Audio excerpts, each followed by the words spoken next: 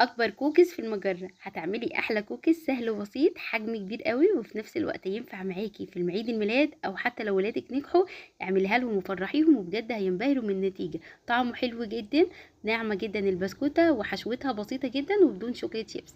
يلا كده نبتدي الوصفة على طول ونقول بسم الله، اللهم صل وسلم وبارك على سيدنا محمد. يلا كده هاتي بوله وحطي فيها 400 جرام من الزبده الطريه، وممكن تعملي ميكس ما بين الزبده والسمنه، وحط عليهم 150 جرام من السكر البودر. بضربهم عندي قوي كويس بالمضرب الكهربائي لحد ما يضاعف حجمها ويديني لون فاتح شويه. في الوقت ده بحط 3 بيضات بدرجه حراره المطبخ وذره من الفانيليا، زي نص معلقه صغيره من الفانيليا عشان حطينا بيض. بضرب المكونات دي كويس او بالمضرب الكهربائي لحد ما لون الزبده يبقى لونه عندي فاتح ويتضاف حجمها بالشكل اللي انتوا شايفينه ده. انا هحط نص معلقه من الفانيليا واديها ضربه، وبعد كده ببتدي ان انا اضيف الدقيق. حطيت 650 من الدقيق الابيض متعدد الاستخدامات، وبعد كده نص معلقه صغيره من البيكنج باودر، وبشيل العجان خالص او بشيل المضرب، وبعد كده بعجنها بايدي يا دوبك بس بلم الدقيق بحيث ان هو يختفي مع الزبده والبيض. بس كده ما بعجنش كتير لان ده بسكوت عشان ما ينشفش معايا.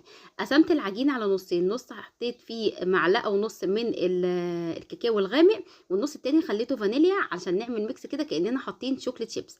صينيه بقى من غير ما تكوني دهناها اي حاجه ولا حتى ورقه زبده، انا حطيت بس مفرش سيليكون. ممكن تحطي صينيه عاديه خالص ما فيهاش اي حاجه ولا ورقه زبده ولا اي حاجه، وتبتدي ان انت تكوري كده وتعملي الوان واشكال كور كده صغيره على شكل دايره، وتحددي باي غطا يكون عندك علشان لما نيجي نحشيها تبقى كل البسكوته قد بعضها. بعمل دوائر قد بعضها، وبعد كده بجيب اي كيس تلاجة وابتدي ان انا افردها كده بايدي بكل سهوله بدون تشكيل ولا اي حاجه، وبديها كده دايره تكون كلها قد بعضها زي ما انا قلت لكم، عشان لما نيجي نحشيها نوتيلا تبتدي ان تكون بسكوته تبقى قد بعضها وبالشكل ده. وبخلص كل الكميه ما بتاخدش معاكي دقايق، وممكن ولادك يساعدوكي عشان ما تاخدش وقت، وفي نفس الوقت بيفرحوا قوي ان يشكلوا معاكي العجينه.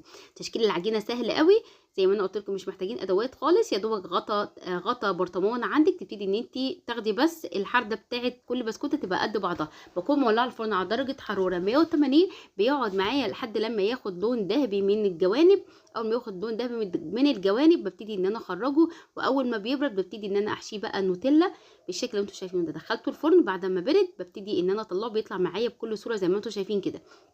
هنجيب اي صوص شوكولاته عندي او صوص نوتيلا، وابتدي ان انا احطه في كيس تلاجة، وابتدي ان انا احشيه بالشكل ده، وبحط بسكوته فوق بسكوته واقدميه. بجد خطير، وانت بتتفرجي على الماتش كده بجد اعمليه، سهل قوي وبسيط، وكمان ولادك هيفرحوا بشكله وحجمه الجديد. جربوه هيعجبكم جدا. عايزه بس اوريكم البسكوته قد ايه ناعمه وخطيره، وحشوتها سهله قوي باي صوص شوكولاته او حتى صوص نوتيلا.